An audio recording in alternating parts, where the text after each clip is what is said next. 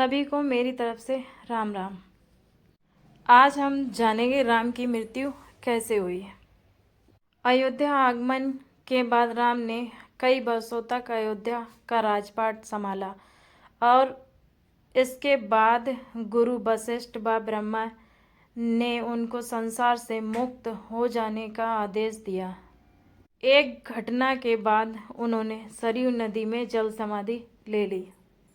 सरयू नदी में श्री राम ने जल समाधि ले ली। अश्विन पूर्णिमा के दिन मर्यादा पुरुषोत्तम राम ने अयोध्या से सटे फैजाबाद शहर के सरयू किनारे जल समाधि लेकर महाप्रणय किया।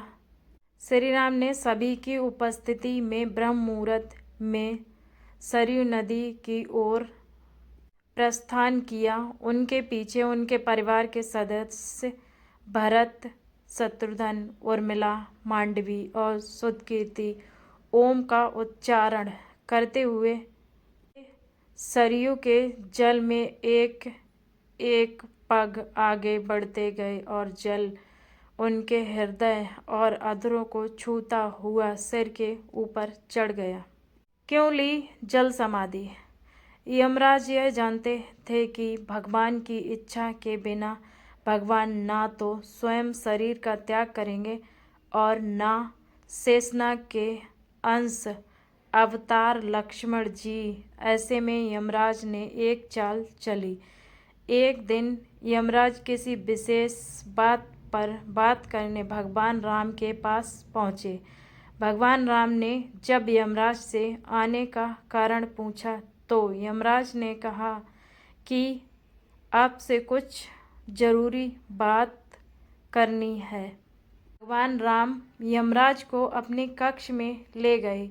यमराज ने कहा कि मैं चाहता हूँ कि जब तक मेरी और आपकी बात हो उस बीच कोई इस कक्ष में नहीं आए।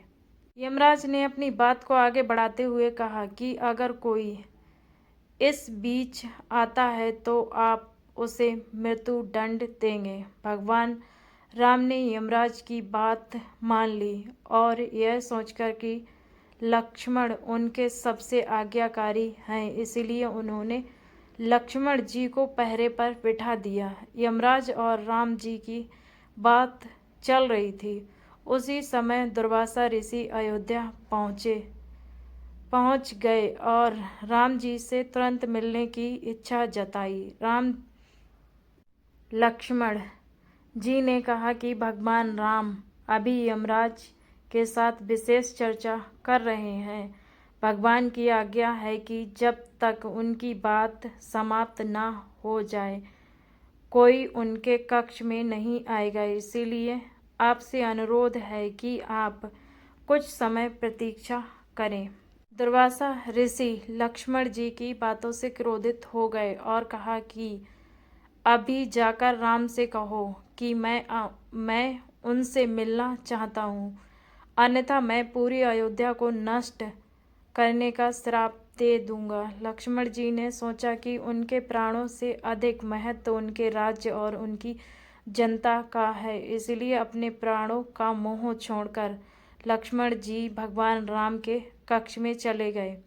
भगवान राम लक्ष्मण को सामने देख हैरान और परेशान हो गए। भगवान राम जी ने लक्ष्मण से पूछा कि यह जानते हुए भी कि इस कक्ष में प्रवेश करने वाले को मृत्यु दंड दिया जाएगा, तुम मेरे कक्ष में क्यों आए हो? लक्ष्मण जी ने कहा कि दुर्वासा ऋषि आपसे मिलना चाहते हैं, उनके हठ के कारण मुझे अभी कक्ष में आना पड़ा। राम जी ने यमराज से अपनी बात पूरी करके जल्दी से दुर्वासा ऋषि से मिलने पहुँचे। यमराज अपनी चाल में सफल हो चुके थे। राम जी से यमराज ने कहा कि आप अपने वचन के अनुसार लक्ष्मण को मृत्यु दंड दीजिए। भगवान राम अपने वचन से मजबूर थे। राम जी सोच में थे कि अपने प्राणों से प्रिय भाई को कैसे मृत्यु दंड दिया जाए। राम जी ने अपने गुरु वशिष्ठ जी से इस विषय में बात की तो गुरु ने बताया कि अपनों का त्याग मृत्यु दंड के समान ही होता है, इसीलिए आप लक्ष्मण को अपने से दूर कर दीजिए। यह उनके लिए मृत्यु दंड के समान सजा होगी। जब राम जी ने लक्ष्मण को अपने से दूर जाने के लिए कहा तो लक्ष्मण जी ने कहा कि आपसे दूर रहकर तो मैं यूं ही मर जाऊंगा, इसीलिए अब मेरे लिए उचित है कि मैं आपके वचन की लाज रखूं।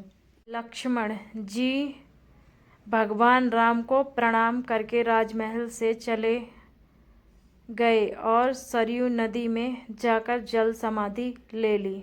लक्ष्मण जी के सरयू नदी में समाधि लेने से राम दुखी हुए और उन्होंने भी जल समाधि लेने का निर्णय किया। सरयू नदी में जल समाधि लेने के वक्त उनके साथ हनुमान, जामवंत, सुग्रीव, भरत, शत्रुघ्न आदि सभी लोग खड़े थे। श्री राम सरयू नदी के अंदर समा गए। तब फिर कुछ देर बाद नदी के भीतर से भगवान विष्णु प्रकट हुए और उन्होंने अपने भक्तों को दर्शन दिए। इस प्रकार राम ने अपना स्थूल रूप त्याग कर वास्तविक रूप विष्णु का रूप